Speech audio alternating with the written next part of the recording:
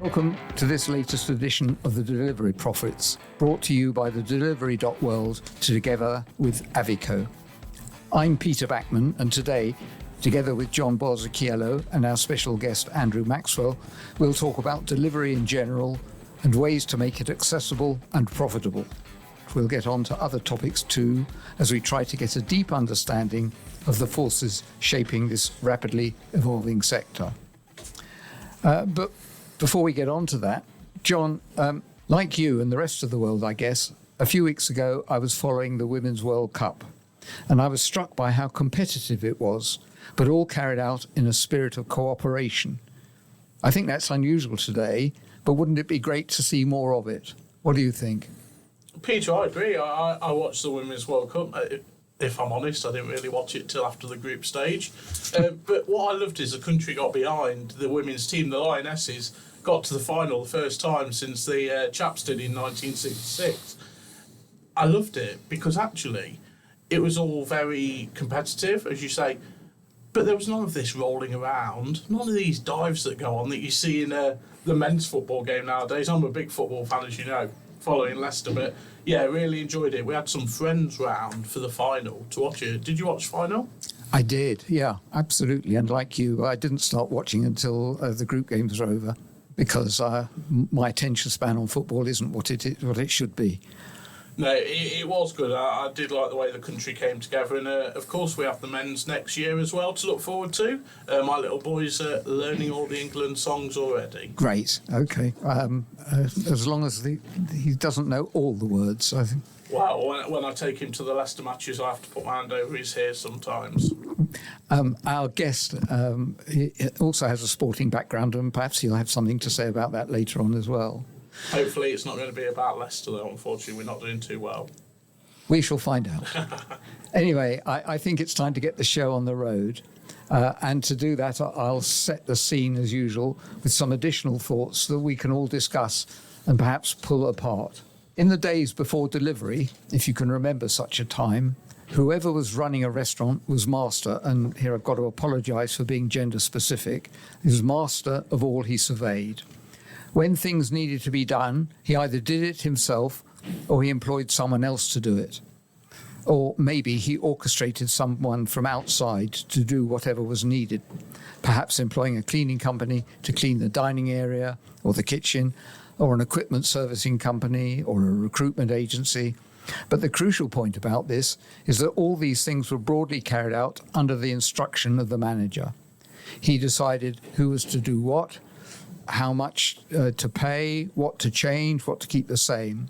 In the final analysis, he or she was the boss. And then delivery arrived.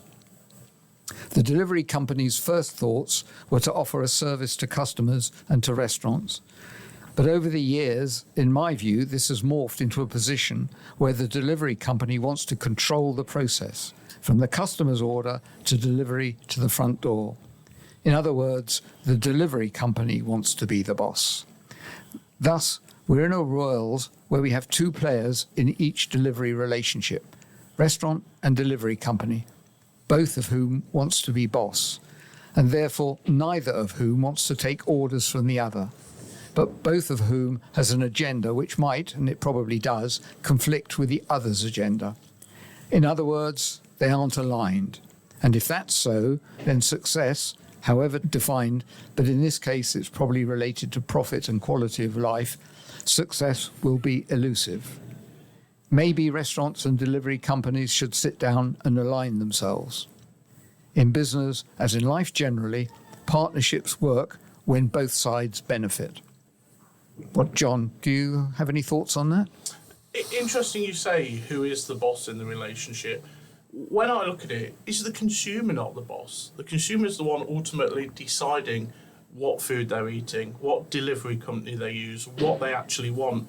Have delivery companies gave the master, so to speak, more options? Would the master be able to get to all of these people without the delivery companies? But actually, would the delivery company be able to deliver without the master? So for me, the consumer's the boss. It's opened up, as we've spoke about many times, being able to get lunch delivered to your office, a date night in because you've got young children. But you're right, it's about time they sat down together and they looked at how can this whole, let's call family, work together so everyone gets a share of that profit. But ultimately, the consumer always seems to decide, Peter. You are right. As far as the restaurant's concerned, the customer is the boss. And as far as the delivery company, the customer is the boss. Between delivery company and restaurant. And in that relationship, you either have one company that is definitely the boss, or you get yourselves aligned. And I think that's what I'm saying. So yes, ultimately the customer is the boss, but the other two have also got to be talking to each other. Definitely. The alignment piece is really strong, is it, from the guests we've had previously, and I'm sure Andrew will add to this, but what does a delivery company do? Are they a tech company? Are they a data company? Do they deliver food?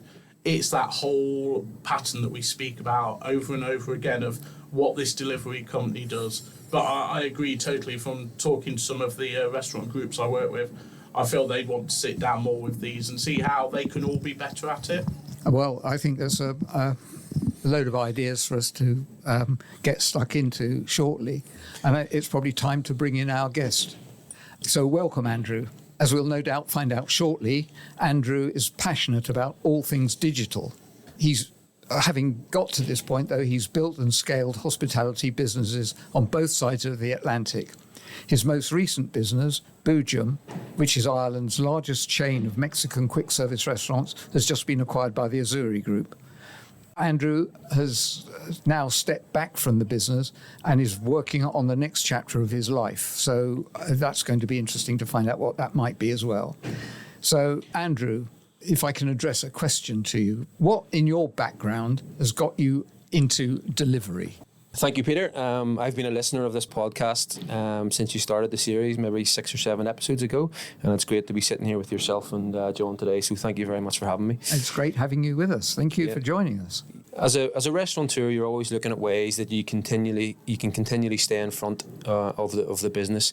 Delivery was something that we seen happening in America, we seen happening in London, and we knew at some point it was going to come to Ireland. So for us, we just had to think about how we were going to integrate that into our business and really be a leader in terms of that space. A point that John made but didn't explicitly state was that the current delivery model may be in need of very great care and attention in terms of profitability, in terms of service level, in terms of quality of food.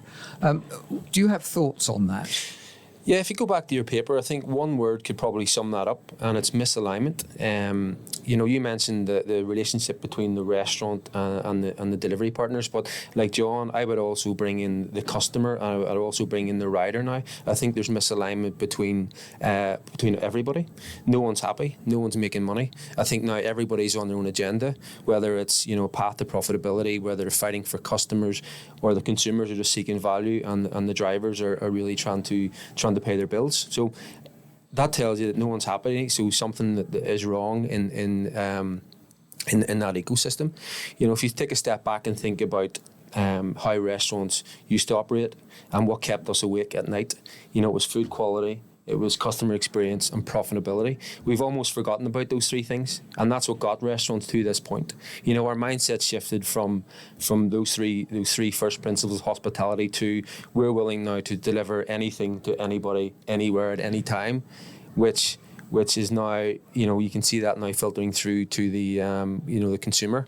Whereas, at the start, when delivery came into our industry, it was pitched as very much a partnership. It was pitched as a, look, we are your partner.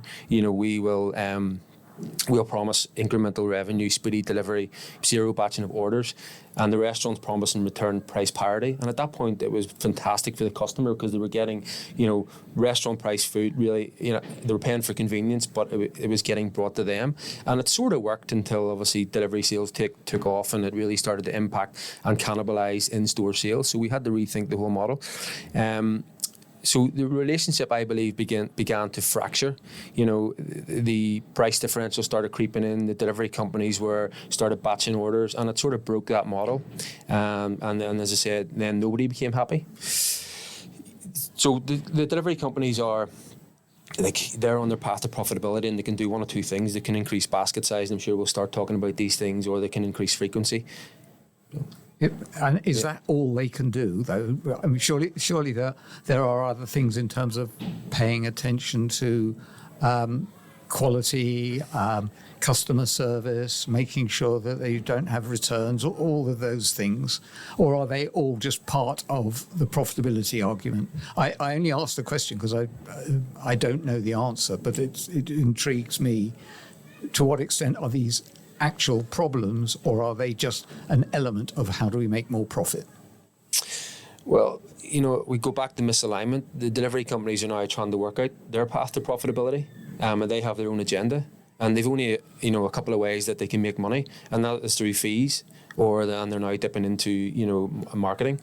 So it's natural that they're going to look at things like, how do we increase basket size? You can see now that they're pushing in the other verticals, which will increase the basket size. You can see that they're batching orders, which does nothing for the restaurants, and in particular the food quality piece, and it does nothing for the consumer, because ultimately your food is now further away if your driver's having to take a second stop along the way. So it's interesting to see. Like, my big question would be: are restaurants going to get left behind? Are we second thought in that process? Is grocery going to take over? So it'll be interesting to see how this settles and how that relationship actually pans out. What I see as a consumer here is, I've used the aggregators when I stay in hotels in London, for etc. Is I always find, in a couple of times I have had problems with my food, the aggregator is very quick to pass it straight back to the restaurant, literally off of their desk. Have you had experience of that where they haven't actually done it, it's been passed back to you as the operator? Yeah, and Peter and I had a brief chat about this offline. Like, there's I would call it the corporate complaint culture, and I lived in America, and guests were trained that if you went to one of the big corporate chains, if you complained, they would have sent you out a gift card and compensate you. Now the same process is happening with delivery. We were training, because the delivery companies have made it so easy for consumers to complain about their food. It's almost like an automated process now. That and we've trained them now, if you complain, you're likely to get a refund, right? And whether that sits on the restaurant side or whether that sits on the delivery side, it's probably up for debate, right? But consumers now have this system to hide behind complaints, because typically, especially people in Ireland and the UK are maybe not as confrontational as maybe people in America, because America is a tipping culture. They're paying more for stuff, so they almost have this expectations of higher levels of service. But in the UK, we haven't had that, right? We accept that your food is what your food is, but now we've got these channels that you can complain behind a closed door. It's almost making it easy for them. You can have the option when you go onto the aggregator to put my da-da-da, and I'm not going to say anything because it'll give people ideas, but there is that reason, like you say, to complain. Yeah, it's happening, and I believe in the short term that the companies are going to have to address this. Otherwise, consumers are going to get smart, and they're going to realize, look, if does it make sense if you have a full dish that if you didn't enjoy your chips, should you get a £15 refund? It doesn't make sense. But that's what we're training our customers to do, and we've got to be very, very careful. And it'll be interesting to see how these delivery companies and the industry as a whole actually tackles this, because in the current format, are you asking the restaurant to challenge the customer, or is the delivery company challenging it? And it's awkward. And if you're dealing with very, very high volumes, it's going to take extra resource, extra people, and again, it's adding cost to the whole delivery ecosystem. It comes back to, Peter, with what we've discussed before, that going to a restaurant is an experience, and as much as this home delivery or office delivery is an experience, if there was a problem, Andrew, in a site, that gets addressed there, and then if you say the fries were cold, hey, really sorry, here's your fries, and they've still got that experience of their meal, it's there in front of them, without a business having a huge cost. The best restaurants in the world, and have the ability to turn a negative situation into a positive. Like, we are all human, we make mistakes, we forget items, food is cold, right? When you don't have that direct relationship with the consumer, it's very, very difficult to correct that situation. Now, if the consumer has a bad experience, they try to phone the restaurant, nobody answers the phones because they're typically busy. They send emails, but again, it's, does it really matter to the consumer that, you're getting a refund 2 days later? It doesn't. They're hungry now. They want their food now. Whereas in a normal restaurant, environment, as you said, John, you've that ability to go over, turn that negative situation into a positive and correct it. And that's where we're toying between, like, if you're, if you run first party delivery, you've got that ability to control that customer experience. You get instant feedback, and you can learn. There are some points arising from that struck me, and they concern the fact that we are talking about a different experience in delivery from the experience you get in a restaurant. You don't have the buzz of people around. You don't have to wait to have your coat taken. You don't have to fight for a seat. It's just different. Is restaurant delivery trying to, or should it try to replicate that in some way, or should it try to create something which is completely and utterly different from the restaurant experience, and therefore create its own particular world, its own particular market? My cards on the table. I think that that's the direction that this sector is going to go. It's going to be different from restaurants. Maybe the same brands will be involved in both, but it's going to be something that is quite different, along the lines of, well, you go to a restaurant and you have your food cooked and prepared for you, or you go to the supermarket and it's there packaged on a shelf and you have to take it home and cook it.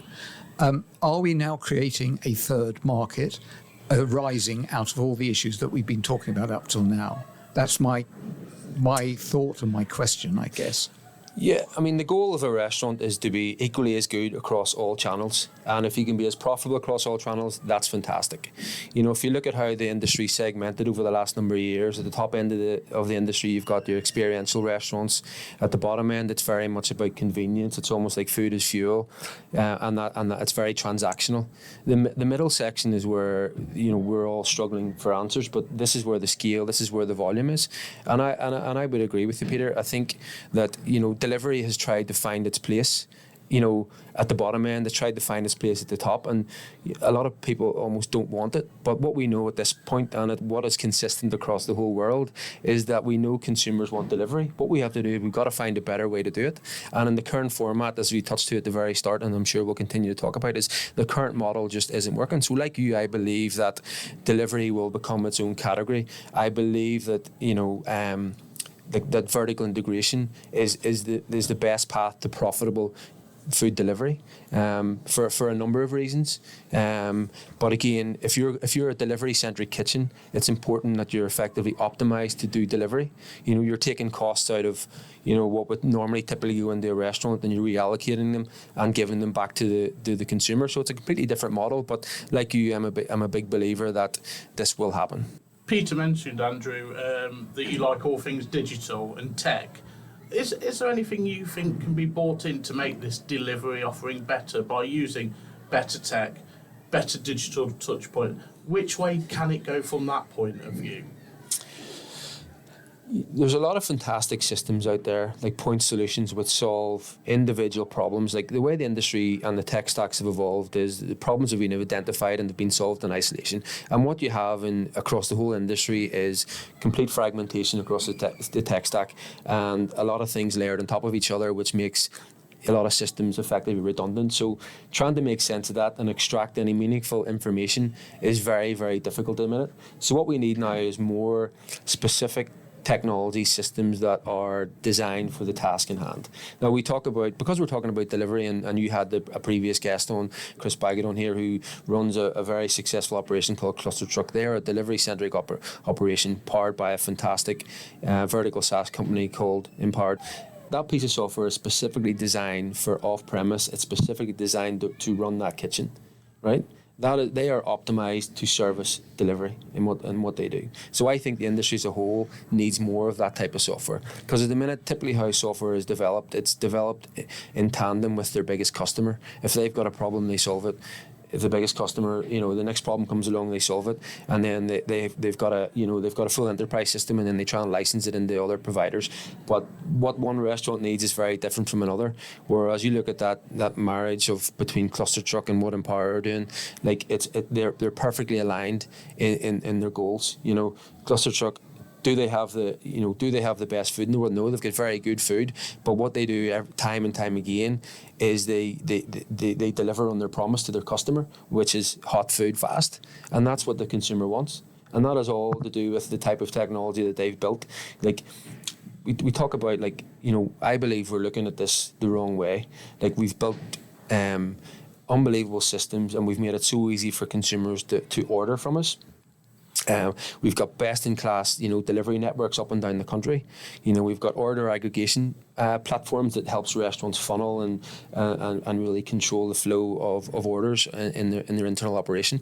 Kitchens are now more efficient than they were. They can knock out more volume consistently at scale, but we're failing to address the biggest flaw and the biggest complaint in the industry, which is food quality, right? And the only way we're going to solve that is we address the time problem, right? And for me, that is reduce that latency from the time the customer gets their food to the time it's cooked. If we can really optimize that, the whole delivery experience will change, right? So it's really interesting, Andrew, you say that, because Peter made a point earlier. Are we bringing a third model in here where it is the dark kitchens? When we had sessions on, they're running out of these dark kitchens, I guess. They haven't got to worry about the consumer that is eating in that premises. This is where they are doing it specifically. And it goes back to your point, Peter, of a restaurant's a restaurant, retail is retail, and this is a space that can be worked into. So actually, an operator can have a dark kitchen, but it's not affecting the guest that is sat in their restaurant. It seems that in order to make that work, then you've got to address all the issues or the solutions that Andrew's been talking about. Technology, optimizing processes, working together as a team, all of those things within their own specific space of delivery. So in a sense, not acknowledging the outside, either retail or food service / restaurant experience, just thinking much more on a much more focused basis about what delivery is all about. Is that the magic solution? Is that going to make the whole thing work? More delivery-centric kitchens? Well, I think if you can optimize that is the solution for this industry. I read a report recently, and it was one of the big CEOs of a burger chain in America, and he was reporting on his earnings, and he made a comment that he was glad to see delivery sales falling off. It sort of struck me. In one way, you can look at it and you can say, you're more profitable if customers come to them. But on one hand, if I was CEO of that company, I'd be asking myself, well, what if we could find a better way to do delivery? And my personal view, and I said at the start, that vertical integration is the best path to profitable food delivery. If they were to take their delivery volumes out of certain restaurants and really optimize that premise for delivery, surely that's a better option with a goal of being equally as good across all channels. And what Cluster Truck have proved that it can be done. It's just we are so set in our ways, because we've done it this way for so long. We'll continue to do that. And they talk about Einstein's quote or whatever, the definition of insanity is doing the same thing over and over again, expecting to get a different result. And that's the situation that we're in. Everything from this point on is, it's an incremental improvement. The delivery companies will find ways to reduce costs. They're looking at autonomous vehicles, and restaurants will find ways to be slightly more efficient. But I fundamentally believe that the only way we're going to make a material difference to this industry or to the delivery experience is if we can reduce that time period. And that goes back to the learnings from my background in full service restaurants before delivery wasn't a thing.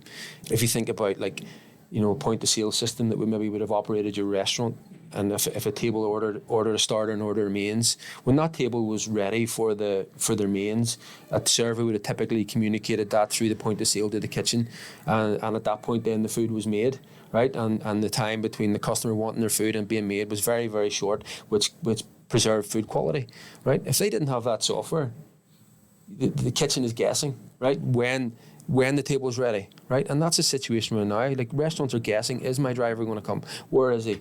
How long is it going to take, right? We've got to shift from guessing to actually knowing. And to get to that point, we've got to think about the solutions and the software that we're using to help us do that. It's very interesting because I can see the parallels here with a factory production line, because that is based on knowledge. Well, we know we've got a trunker going out at 8 o'clock tonight and it's got to have 5 pallet loads, so we better make the stuff. And we got the whole process delivering in quotes to that. So that's in a nutshell my understanding of manufacturing. And it's a question perhaps of applying whatever principles you can find in a factory to producing stuff for delivery. And I wonder whether that is the magic solution or just a solution. Well, the lesson from manufacturing is efficiency. We've got to find a better way to do things. If we want, like at the minute, we've crossed that value threshold with the consumer, and you look at what's happening in some of the American companies, and I hate to keep referencing some of the big chains, but they're maybe 1 or 2 years ahead of where we are. And there was a publication recently which they looked at the price differential between restaurant pricing and delivery pricing, right? So it was across, say, Chipotle and Chick-fil-A, it was as much as 30%. That tells me a couple of things. It tells me that they're probably, the delivery channels are probably the most profitable channels, but there also tells me that they don't actually want that transaction. Their brands, they're saying they're banking on their brand being so strong that the consumer will just forget about getting delivery and come to them, and they've doubled down. I mean, their models have changed. Trying to really optimize that whole click and collect process with their Chipotle and stuff, and they've said, look, if you're coming to us, we'll make sure it's the best experience possible. But so it's interesting. I wonder whether that is a positive function for the quick service model. Simple products served quickly. In a full service environment, it may work less acceptably. Well, that's where they are at the current moment. They've said, look, the delivery industry is just currently not working, so we're going to put all our efforts into customers coming to us. But whenever, like, as humans, we choose the easy option every single time, right? Whenever delivery gets better and the infrastructure and the systems get better, where we work out a better way to service our consumers, then if the consumer is sitting in their house and they have a choice of, getting in their car and driving to somewhere to collect it, or they can get, good value, they get a guarantee that the food's going to be hot, there's going to be a lot of sales which will come back out of these. I mean, what they're doing is right for now, but I'm not sure that what they're doing is right for the future. Yeah. What you're saying, Andrew, is whoever gets this right is going to make a lot of money. Look, I believe delivery has been the best opportunity and will be the best opportunity that this industry's ever seen. You think about it, the constraint in a restaurant is typically the number of seats times, how many times you turn that table, or it could be your throughput. We have an opportunity to service thousands and thousands of people, around us without adding any, additional fixed overhead. So for me, that is the biggest opportunity. We're just thinking about it wrong. And I do believe it all comes back to that food quality that we need to address, and that's where it's and obviously efficiencies to work out the economic model and not just continually go down the same path as what we're travelling at the minute. It's interesting you say about food quality. So for Avico, we have the question all the time from our customers of, we need crunchier fries that hold longer, that can travel better, that can be topped. And this is something our MPD team are working on, and have been working on for a long time. We've now got one that holds for 30 minutes, but the next one will be what can you make it last longer? Because people want that absolute quality. And it's not just fries. You look at meat, they want the meat to be going out and they still want the moisture in it, not wanting to have a piece of rubber, I guess. And so is it also actually the food manufacturers coming into this argument so they can add something to it? I think a part of it, you look how packaging has evolved over the last 10 years. I mean, it's now all about protecting the integrity and quality of food, but it all comes back to that time. I mean, we're looking at ways to preserve the food. We're looking at using like hot lockers, but it's not addressing the time. If we can solve that time problem, and I hate to keep going back to it, but if we can reduce that window from the time customer gets the food, from the time the food is cooked, then, that won't become an issue. We're the delivery prophets, and I just wonder whether at this particular moment we ought to be finally sort of addressing having a go at prophecy.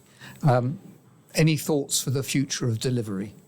There's going to be a lot of operators out there now really questioning the viability of the industry, questioning their operations, because it has been difficult, But in terms of delivery, there's a couple of key questions that they need to ask themselves, and one of them they are, well, are you trying to serve incremental revenue on top of your current business? Or are you trying to build a delivery-centric model, right? If you look at the first one, if you're trying to build an incremental business, there's fantastic technology out there. Leverage the third parties, optimize your menu, tackle the back of house inefficiencies, and you can bolt on, revenue which will make a difference. What I would say is really, focus on that quality aspect and understand what you can and what you can't deliver. If you're trying to build a delivery-centric operation, then it requires a completely different thought process, and that will require the technology, the efficiencies, and I believe it will be a vertically integrated model which will ultimately win in the end. That's a very helpful insight, so thank you, Andrew. And I just wonder whether, just to make sure we've covered everything, is there anything that you feel you've wanted to say and you haven't said it? I think we've covered some good ground there. I suppose we've got to find room in our P&Ls for delivery. The restaurant's been hit from every angle over the last number of years, and what we've got going on at the minute, we've got a cost of goods problem, and we've also got a labour problem. And if you look at that prime cost, that is what's under threat. And if we can't manage that prime cost, delivery just doesn't to fit in there, and you can see how, and we fought those battles recently by price, and we just keep putting prices up, and now, as I said, we've crossed that value threshold. It's just not worth it for the customer. So now we've got to innovate around that prime cost to really work out how do we continually add value. And you can see how different, it's really interesting to see how different operators are approaching this and how their models are actually emerging to create value. And that's where I think where I see the opportunity and where I think the industry's going. So we've arrived at the point where price and quality are the things to concern ourselves with. Who would have thought that? It's a brilliant conclusion. Andrew, I just want to check that if anybody wants to contact you, they can probably do that through LinkedIn. Is that the best? Yeah, thing? LinkedIn. Yeah, just look me up on LinkedIn. Andrew Maxwell, LinkedIn, and there he is. So a big thank you to you, Andrew, for taking time out of your busy schedule to join us today, and all the very best. And here's a reminder that whether you're a delivery company, a marketplace app, a technology company, a restaurant owner, investor, or you're simply someone who loves to order takeout, the Delivery Profits is the perfect way to stay informed and ahead of the curve in the world of food delivery. You'll find the Delivery Profits on Spotify, Apple, Google, or the other places where you normally get your podcasts. And there's more at www.thedelivery.world/thedeliveryprofits. Tune in to the next edition of the Delivery Profits for the insights, interviews, and analysis that will keep you ahead of the game in this exciting and ever-evolving industry. And with that, it's goodbye from today's Delivery Profits. That's me and John and Andrew. Thank you. Thank you. Bye. Thank you, guys.